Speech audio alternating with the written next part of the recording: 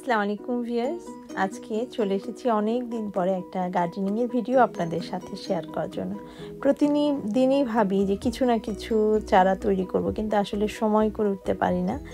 তবে যেহেতু একেবারে জানুয়ারির শেষ প্রান্তে চলে এসেছি, আর আজকে এত সুন্দর ওয়েদার, তাপমাত্রা 8 ডিগ্রি চলছে, খুবই সুন্দর দিন আজকে।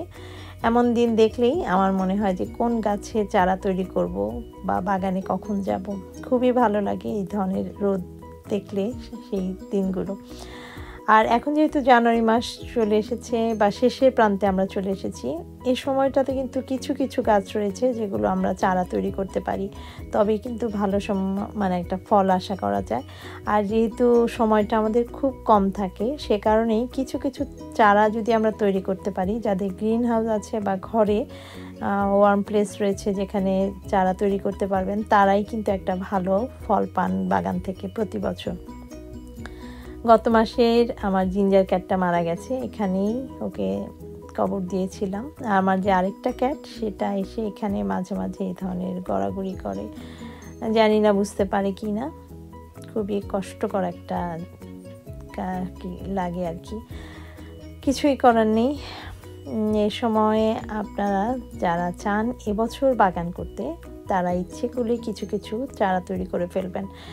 যেমন আজকে আমি যে চারাটা তৈরি করব, সেটা এই কারণেই করব যে যদিও গাছের চারা তৈরির জন্য কিন্তু এখনও অনেক আর্লি, তারপরও আমাদের এখানে এত কম সময় পাওয়া যায়, দেখা যায় যে গাছগুলো যখন বড় হয় তখন গাছগুলোতে অনেক ছোট ছোট সবজিগুলো থাকে, যেগুলো না ফেলে দেওয়া যায়, না খাওয়া যায় বা হারভেস্ট করার উপযোগী হয়। সে কারণে একটু আগে যদি আমাদের জায়গা থাকে বা গ্রিন হাউস থাকে, তবে কিন্তু আমরা এই চারাগুলো বড় করতে সময়টাও বেশি লাগে না, আবার সেখান থেকে ফলও আমরা বেশি পেতে পারি। সেই উদ্দেশ্যে আজকে এভাবেই আমি ফ্রেশ কম্পোস্ট নিয়ে নিয়েছি কিছুটা।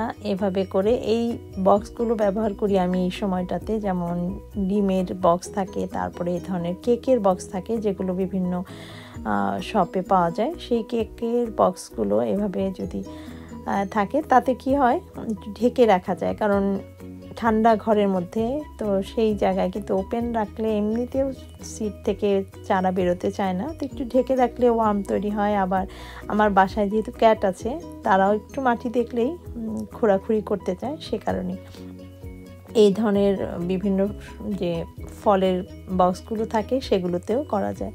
এগুলো আসলে যারা নতুন গার্ডেন আছেন, তারা যদি এগুলো একটু ফলো করেন, দেখা যায় যে খুব সহজেই কাজগুলো করা যায়। আজকে আমি একেবারে ফ্রেশ টমেটোর বীজ থেকে চারা তৈরি করব এবং আপনাদের সাথে শেয়ার করব। আমি অনেক ক্ষেত্রে দেখা যায় আমি কখনোই টমেটোর বীজ কিনে আনি না এবং টমেটোর বীজও সংগ্রহ করি না। আমি একেবারে যে টমেটোগুলো আমার ভালো লাগে, সেই টমেটোগুলোকেই এভাবে আমি ডাইরেক্ট প্রতি বছরই লাগানোর চেষ্টা করি। আপনারাও ইচ্ছে করলে যে জাতের টমেটো চান, সেই জাতের টমেটোগুলোকে একেবারে ফ্রেশ পরিপক্ক যদি থাকে, সেগুলোকে এভাবে পিস করে নিয়ে সেগুলো মাটির মধ্যে কন্টেনারে লাগিয়ে দিতে পারেন। তবে এখন যেহেতু একেবারে উইন্টার চলছে, সেক্ষেত্রে আমি কিছুটা পদ্ধতি অবলম্বন করব। এভাবে যদি পুরো টমেটোগুলো এভাবে বিছিয়ে লাগিয়ে দিই, তাতেও কিন্তু বেরোবে, কিন্তু আমি চাই না, কারণ দেখা যাবে সেখানে ওটা পচতে অনেকটা সময় লাগবে, কারণ ঠান্ডার মধ্যে ওভাবেই থেকে যাবে। সে কারণে এইভাবে আমি সিডগুলোকে আলাদা করে নিয়েছি এবং আমার যে পুরনো চায়ের ছাঁকনিটা আছে, সেখানে একেবারে ধুয়ে এগুলো দিয়ে এইভাবে নিয়েছি। এই যে বীজগুলো বেরিয়েছে, এই বীজগুলোকে এভাবে আমি সেই বক্সের মধ্যে ছিটিয়ে দিচ্ছি। যারা নতুন গার্ডেনার আছেন, এভাবে কিন্তু আপনারা মরিচ, একেবারে পাকা যে মরিচগুলো রয়েছে, তারপরে করল্লা যে পাকা রয়েছে, সেগুলোর বীজ ইচ্ছে করলে এভাবে লাগাতে পারেন। তখন আর আপনাকে কিন্তু বাজার থেকে কিনে আনতে হবে না বা কষ্ট করতে হবে না। আমি অনেক ক্ষেত্রেই করল্লা, তারপরে মরিচ, তারপরে টমেটো, এ ধরনের বীজগুলো আমি নিজের রান্নাঘর থেকেই সংগ্রহ করে থাকি। এর উপরে আমি এভাবে মাটি আবার দিয়ে দিচ্ছি কম্পোস্টগুলোকে। এখানে আমি কিছুটা পারলাইটও দিয়ে রেখেছিলাম আগে থেকে, সেই মাটিটা এখানে ব্যবহার করেছি। আবার একটু হালকা করে দিচ্ছি যেখানে যেখানে সিডগুলো দেখা যাচ্ছে সেগুলোকে ঢেকে দেওয়ার জন্য। তারপর একটু হালকা হালকা করে চেপে দিব যেন ঢেকে যায়, এবং সেখান থেকে টমেটো গাছের চারা তৈরি করা কিন্তু খুবই সহজ।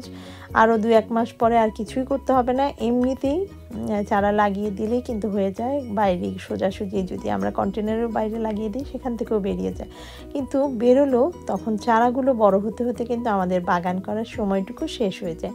সে কারণেই যদি একটু জায়গা থাকে এখন থেকে যদি 2-4টা গাছ তৈরি করা যায়, দেখা যায় একটু ভালো ভাবে আর কি আমরা সবজিগুলো বা টমেটোগুলো হারভেস্ট করতে পারি। আপনারা যারা নতুন বাগান করছেন এবছর এভাবে ইচ্ছে করলে ট্রাই করতে পারেন। এভাবে একইভাবে মরিচ, তারপরে টমেটো, করলা এগুলো যদি বাজার থেকে আনার পর ভালো জাতের হয় সেখানে তখন এভাবে লাগিয়ে দিলেই কিন্তু হয়ে যাবে। এক্ষেত্রে যেটা করতে হবে, এভাবে স্প্রে করতে হবে, গ্লাস দিয়ে পানি দিলে যে সিডগুলো সেগুলো কিন্তু বেরিয়ে আসে, সেজন্যই একটু স্প্রে করে দিলে গাছের মানে বীজগুলো বেরিয়ে আসবে না। আর এখন যেহেতু পুরনো, সেই স্প্রেগুলো খুঁজে বের করতে আবার যে গার্ডেনে এত ঠান্ডা, তারপরও আমি এভাবে যে পানি দেওয়ার যে স্প্রে গানটা পেয়েছি সেটা দিয়েই কাজ সেরে নিলাম। এইভাবে দেওয়ার পরে একটু ঢেকে দিচ্ছি যেন নিচে পর্যন্ত পানিটা যায়। আর কিন্তু পানি দিব না আমি এখানে, কারণ এই সময় তেমন কোনো পানি দেওয়ার প্রয়োজন হয় না। এটাকেই ঢেকে যখন রেখে দেব দেখা যাবে সেখানে এই পানিটা থেকে যখন ড্রাই হতে থাকবে এবং উত্তাপ তৈরি হবে, একটা ভাপের মতো হবে, তখনই কিন্তু সহজেই এই ফ্রেশ বীজ থেকে চারা বেরিয়ে আসবে। তবে পানিটা কিন্তু আমি এভাবে ছিটিয়ে ছিটিয়ে দিচ্ছি, যখন দেখছি যে একটু বেশি ড্রাই যেন সেখানে না থাকে সে কারণে। এই হচ্ছে অবস্থা। এত সুন্দর, নিরাপদ, কোনো ঝামেলা নেই, কোনো পোকামাকড়ের ব্যবস্থা নেই। যে অনেক সময় দেখা যায় যে ঘরে রাখলে পোকামাকড়ের বা আনাগোনা শুরু হয়ে যায়। এভাবে যখন ঢাকা থাকবে তখন খুব সুন্দরভাবে সেখান থেকে যখনই চারা বেরোনো শুরু করবে, আর যেহেতু একেবারে ভিজিবল এখান থেকে দেখা যাচ্ছে, তখন কিন্তু ঢাকনাটাকেই ছড়িয়ে দিতে হবে। একইভাবে এই যে ছোটো টমেটোগুলো রেখেছি সেগুলোকেও আপনারা লাগিয়ে নিতে পারেন। এই হচ্ছে আমার রান্নাঘরের সামনে যে উইন্ডোটা, সেই পাশে আমি এভাবে রেখেছি। আর কিছুই করব না, কয়েকদিন পরে হোক সেটা 15 দিন, 1 মাস, 1.5 মাস, আমার চারাটা কিন্তু বেড়ে ওঠার সময় পাবে। এভাবেই কিন্তু আপনারাও যারা নতুন গার্ডেনার আছেন এবং যারা এবছর টমেটোর গাছ লাগাতে চাচ্ছেন, একেবারে ফ্রেশ টমেটো খাওয়ার পরে সেখান থেকে বীজগুলোকে নিয়ে এভাবে লাগিয়ে চারা তৈরি করতে পারেন। আশা করি ভিডিওটি আপনাদের কিছুটা হলেও উপকার আসবে, এবং যদি ভালো লেগে থাকে প্লিজ লাইকস, কমেন্টস, শেয়ার করতে ভুলবেন না, এবং বরাবরের মতোই আমাকে সাপোর্ট করে যাবেন। Thanks for watching. আল্লাহ হাফেজ।